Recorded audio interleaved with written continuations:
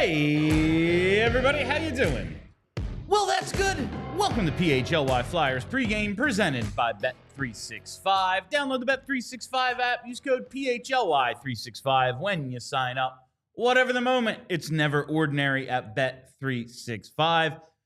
My name is Bill Matz. I'm your director of fun and games for the afternoon. Joining me today, it is Mr. Fly Purpley himself. That's right, it's Steve Jaco. Nice to see you again, Steve. Nice to see you too, Bill. It has been a minute since I've seen y'all, and I'm happy to be back on. Although might be for the last time this season. It may be. I was going to say we've awarded you with some coffee crisp. Of course, no, those were actually just Kelly got them for you in the Montreal airport. Whatever form the bonus takes, I'll take. Yeah, coffee crisp is delicious. We all get to the airport, check in and everything. She's like, all right, I got to find some Canadian candy. It just goes off on her own. But here we are today. Three left, Steve. You know, I'm very jealous of our Sixers friends. They are across the studio doing their final pregame of the 2024-25 season. We will get there on Thursday, but today the Flyers, they're up in Ottawa for a matchup with Claude Giroux and the Senators. 3 games left on this season, and of course, Flyers are red freaking hot. Why wouldn't they be? They have won, what is it now, 5 of 6? Yeah, 5 of 6. They're 5-1-0 under Brad Shaw since firing John Tortorella. It's just ridiculous what this team is. It's so ridiculous. They're 5-4-1 in their last 10. Of course they are. They are now all of a sudden, like, they're still the 5th worst team, but all those teams around them are just that much closer now. I mean, I'm looking at it right now. The Kraken have 76 points in 81 games played. The Flyers all season had the most games played. And then in the past, like 2 weeks, they have just jumped, like they've fallen behind everybody in games played. No, they've only played, 3 games since the end of March, and they had the most condensed schedule I've ever seen all year long. It was outside of like the 4 Nations break and the, Christmas break. And these are things that every team gets. It feels like they were just on every other night. And now with, 5 games remaining, they decided, yeah, we're just going to take a little break here in April. If they were good, this would be so much fun because they're playing a bunch of like basically mediocre teams. Like, Ottawa is like the best team they're going to see. And they have the first wild card locked up, and they have a bunch of days off. This would be nice. This would be nice for the Flyers if they were good, but they stink. So it's just kind of a pain that they're stretching this thing out. Well, and what's infuriating is if you took this play last season for the end of the season and applied it to, they'd have made the playoffs. Applied it to last season, they make the playoffs easy. They lost to a bunch of just chumps down the stretch last season. It sucks, but it's also one of those things where it's like, all right, I mean, this isn't like the best draft year, so I'm not like, but they have 3 first-round picks, so I prefer, the best one to be really high. What are you going to do? I do love that Tyson Foerster is the guy leading the play right now. Like, there's a handful of guys that I want to see really just excel right now and do well, and Tyson Foerster is one of those guys. All right, I'm just trying to see. So we do have word that the Flyers made an emergency recall. Nikita Grebenkin didn't play for the Phantoms last night, I believe, and he's up on the roster. We're not sure who's coming out. Michkov is taking warm-ups. I know there was a little bit of fear yesterday that maybe he tweaked something. He was grimacing on the bench. JJ made mention of a couple of times. It's just scratch him for the rest of the games. And Tyson Foerster?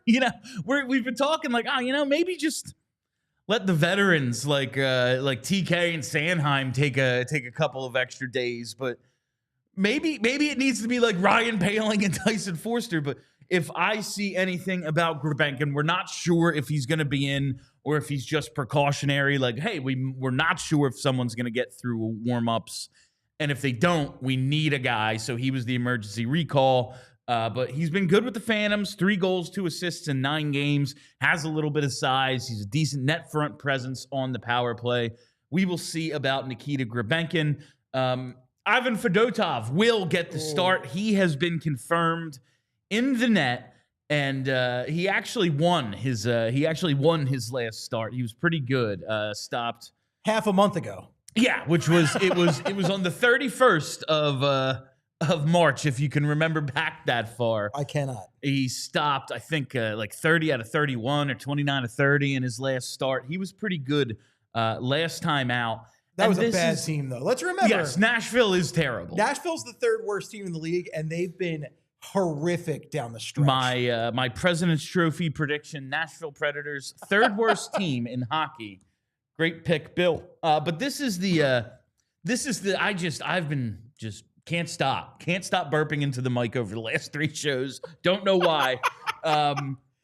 This is what's frustrating me in terms of Fedotov, the goalie situation, and the whole, of course they're winning now conversation. Because, yeah, it's annoying. It's really annoying that this team is choosing now, after they fired the coach, like after they're eliminated from the playoffs, after we've kind of settled into, we're getting a top 5 pick, maybe even a top 4 pick, that they are, like you said, 5-4-1 in their last 10.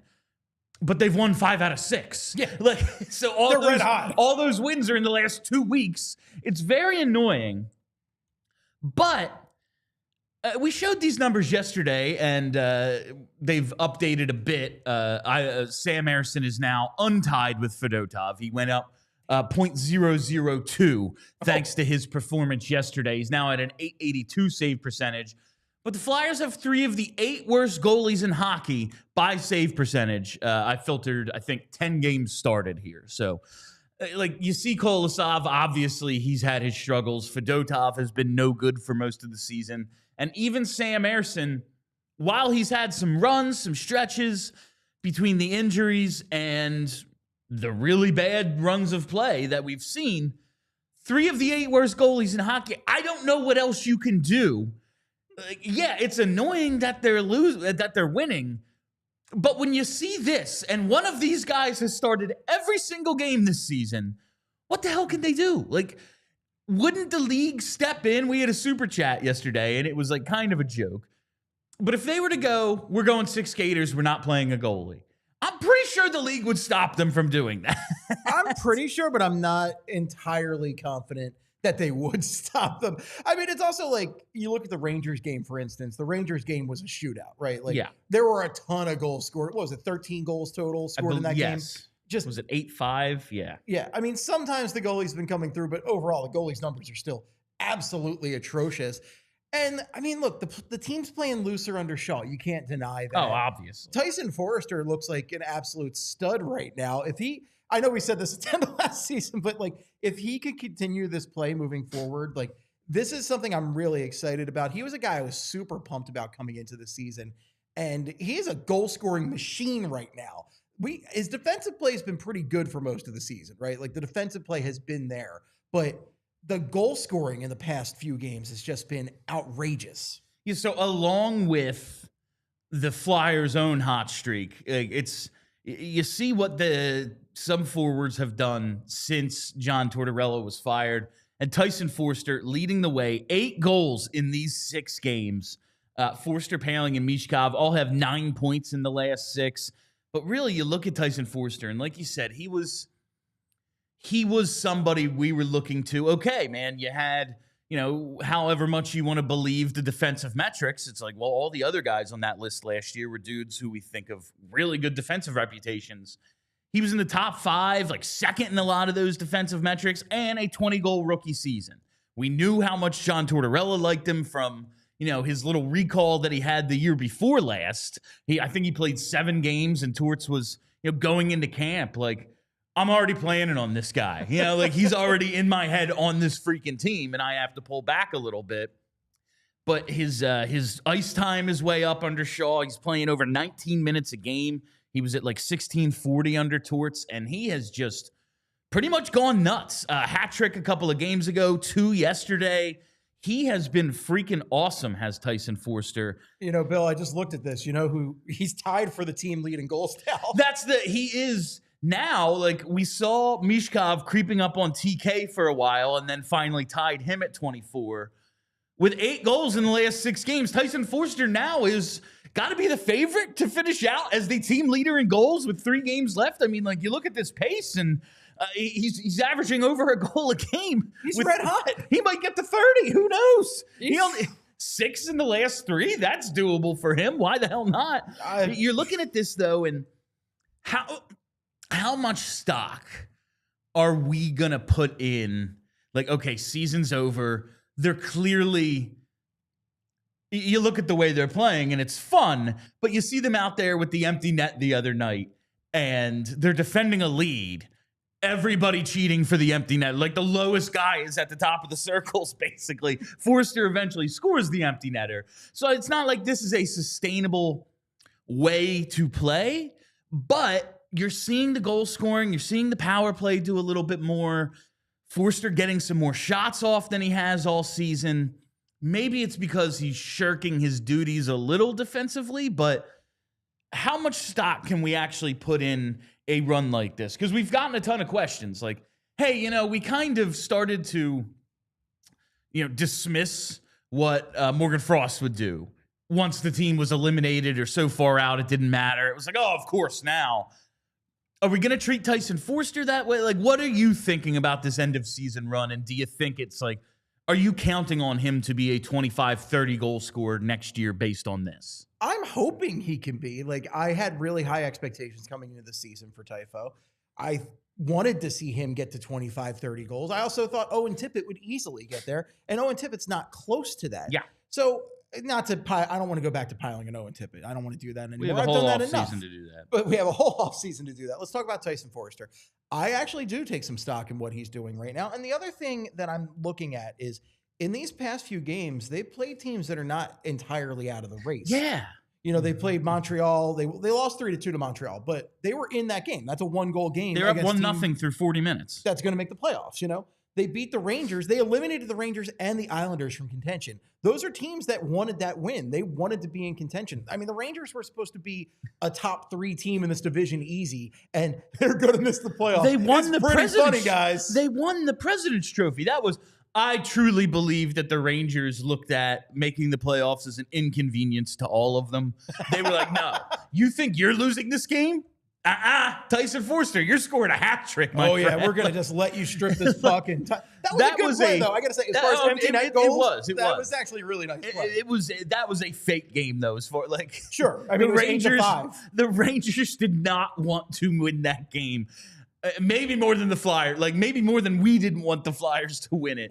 Well, all these teams, they need to come out and play better. Like, the Flyers are not good. They're okay. I don't think they're as bad as their record. It's just like, when you have, like we showed you earlier, the league's worst goaltending, what can you do? And the league's worst power play. Yeah, and this power play. Well, not the worst, but they're down there. They're bottom 3. You know what? When you're ranked 33rd out of 32 teams in a 3-year stretch, you're the worst. You're the worst. I don't care what anyone else did this season.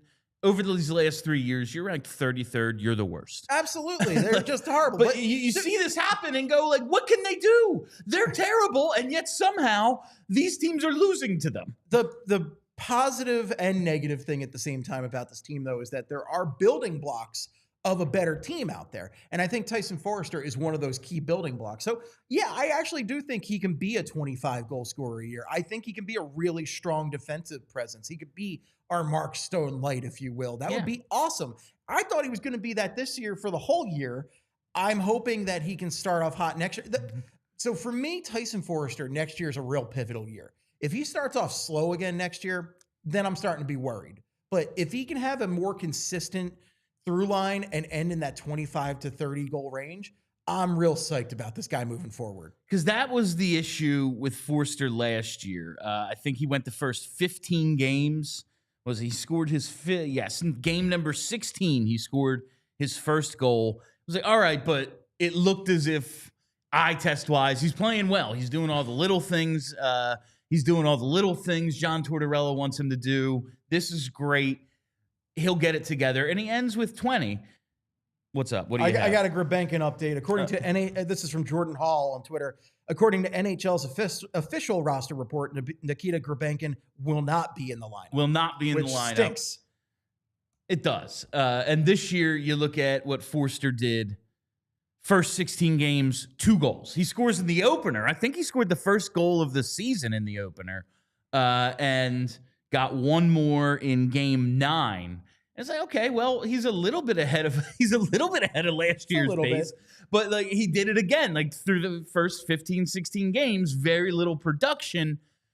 Now you end with, he's going to end with 24 at least goals, decent number, something to build on, young player. But you're going to just need more consistency out of him because those games do count. You look at last year, they could have won a couple of games late, or they could have won 1 or 2 more games early, and it wouldn't have mattered. Like, they all count for 2 or 3, points at the end of the season. We need these guys to just show a little bit more consistency. And I know that's the hardest thing. What does every coach say about every young player? Well, what does he need to be better? He needs to be more consistent. Maybe he's able to find that, but these slow starts and strong finishes, maybe that's cool when we're looking towards a playoff. Like, oh man, he's hot as hell going into the playoffs. But right now, we're judging them on these 82 games that we have nothing else to judge them on. I just need him to be a little better to start seasons, and then we really freaking have something. Like, that's a 30-goal scorer then, and that's a first-line player. If you could have multiple 30-goal scorers on this team, you're cooking with some gas at that point. Because Michkov, I think we all feel very confident. He put up 24 at age 20. Yeah. I think he's, unless I'm not going to will this into existence. It's not going to happen. We feel good about Michkov being a 30-goal scorer moving forward. I would think so. Owen Tippett has the potential, but again, that's a whole other story for the offseason. I think that Tyson Foerster can be one of those guys who can be one of your key players, a true top 6 player for this team.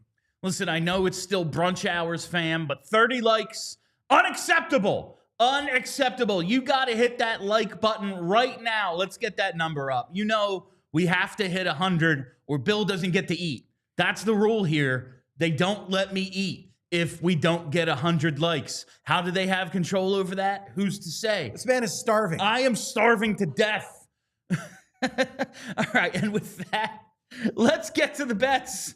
This pregame pick segment is brought to you by Bet365. Use code PHLY365 when you sign up. Whatever the moment, it's never ordinary at Bet365. Must be 21 or older and physically located in PA. If you or somebody you know has a gambling problem and wants help, call 1-800-GAMBLER. All right, so 2 bets today. The first one, a reverse jinx. I am tired of all this winning that they are doing. We're going to get tired of the winning, Steve. We certainly have got tired of all the winning. This team needs a loss back. So at plus 205, they are major underdogs here. We're going to take them. And if they do somehow end up beating this playoff team today, well, guess what? I will at least profit off of this inconvenience in our life. So we're going to take Flyers on the money line, Flyers to win at plus 205. And I didn't bet the anytime goal for Foerster. It's like plus 260, which is decent because you look at the 2 guys he's tied with in the team lead. TK and Michkov were both, I think, plus 210.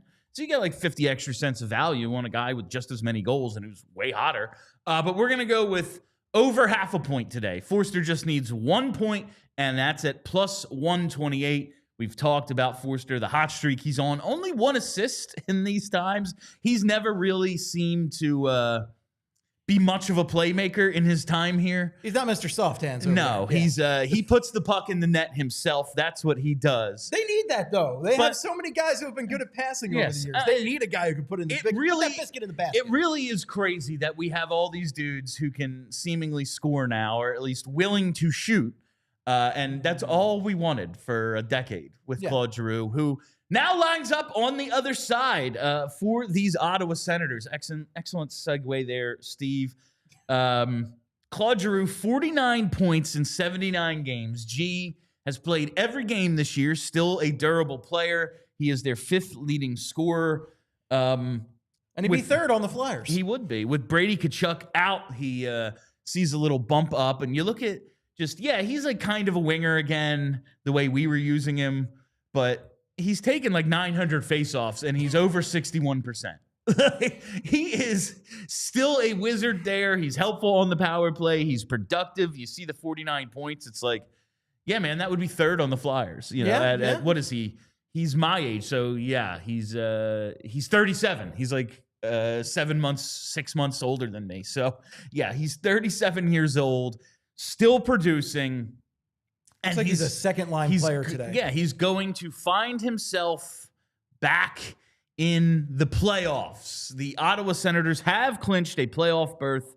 It is their first time since 2017 when they were one double overtime goal away from going to the Stanley Cup final. They lose to the Pens in that amazing one-man show that Erik Karlsson put on to take his team to Game 7 of the conference final. But you see them matched up with the Maple Leafs probably in this first round. Maple Leafs look like they're going to win the Atlantic.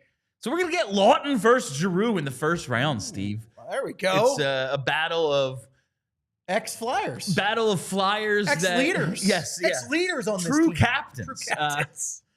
Battle of a couple of guys who everyone was done with by the time. Now, there is still a lot of leftover love for Claude Giroux. It's the battle of tearful goodbyes. Yes. I mean, come on. Everybody was just torn up when we were done, but at the same time, there were tears at the bar with Claude Giroux. We all know that story at this Absolutely. point. And I think there were tears for Scott Laughton. It's the battle of tearful goodbyes, Bill. It really is. It's going to be fun to see these guys mix it up. Also, that's if Scott Laughton makes it into the lineup. I mean, he's been real bad for Toronto. Listening to Maple Leafs fans, at least seeing what they have to tweet about Scott Laughton, they're unhappy with the guy they gave up, Nikita Grebenkin, and a 2027 first-round pick. Wow. They don't love the trade they made. Did you see yesterday? I don't think he got any time on defense, but the Leafs only dressed 5 defensemen. They're short, and Laughton was fighting for a shift or two at least on defense. He wanted to. He volunteered. He said, "Sammy Kapanen special." Exactly, and against the Leafs, like full circle there for them. Bill, do you know how many points Scott Laughton has with the Maple Leafs? Is it 1? It's 2. It's 2. 2. Does he have a goal yet? 1 goal, 1 assist. 1 goal, 1 assist. All right, well, good for him. Good for him. So we'll see. Nick Cousins also in the lineup. I believe he'll be back for the Sens today. It's funny to see how Ottawa has kind of finally seems they've turned the corner in their little rebuild, and I do think it's a decent enough model for the Flyers, like to give the Flyers fans a little hope. Because, they have Stützle, they have some guys, but I never really saw them as a full tear it down. It was just like, they have bad ownership, and they're trying to figure some things out. Does Claude Giroux even really fit their timeline? What's going on here? They bring him in, and now here they are. They're in the playoffs, and sure, you'd like to see a rebuild pay off a little more than, all right, well, we're the first wild card, and we're going to, mix it up with the division winner. But that's going to be a good series, and the Sens have come a long way, and just really since Giroux signed there. Well, what really helped them, Bill, was some stable goaltending. It did, yeah. Linus Ullmark. Linus Ullmark has actually had a really nice season for them. He's got a .911 save percentage, .267 GAA. He's got 4 shutouts. I mean, stable goaltending seems to be a big difference maker between a bad team and a team making the playoffs. So it's that. I mean, Claude's been a great locker room presence. I'm sure he was always a great locker room presence here. He's provided some good stats. They also have Brady friggin' Tkachuk and Tim Stützle, which is some major talent at the top of the lineup. So that helps a lot. But they've done a nice job building that team up. I'm going to be rooting for them in the playoffs as they lose in the first round. Yeah, good depth pieces. Shane Pinto, Ridley Gregg. I think I can see just a little bit of parallels here, like Shabbat and Sanheim maybe. I see some decent building blocks for the Flyers when I look at a playoff team. But it will be Anton Forsberg, who has also had a good year for the Sens in net for them today. .906 save percentage, .261 goals against, and 3 shutouts. Imagine your backup recording not 0, but 3 shutouts. That would be, I think Ersson only has 2 this year, so that would lead the Flyers. But yeah, that's what we're looking at on the other side today. Before we wrap up, I got to tell you about some events coming up here at PHLY across all of our beats. Of course, I've been telling you about our lottery party that we're going to be doing right here in the PHLY studio. It is a diehard only event.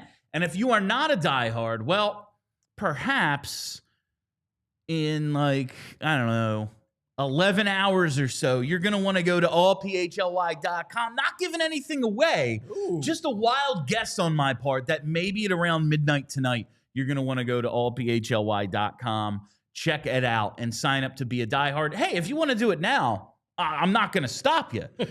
Go right ahead. But if you want to come to this draft lottery party, you got to be a diehard. It is right here at the PHLY studio. Going to be food and drinks, a live show, reaction to the lottery. Going to be a great time. When is it? Well, we're not quite sure yet because the NHL loves not actually telling you when the draft lottery is. We think it's going to be like May 5th or 6th. Right now on our website, allphly.com/events, it says Monday, May 5th. It could be the 6th. It could be the 7th. Who knows? But we're banking it on it being the 5th, maybe the 6th. We'll see. Come on out. There will also be a Sixers lottery party. That is, we do know the date, May 12th. Also a diehard-only event, also right here, only in the PHLY studios.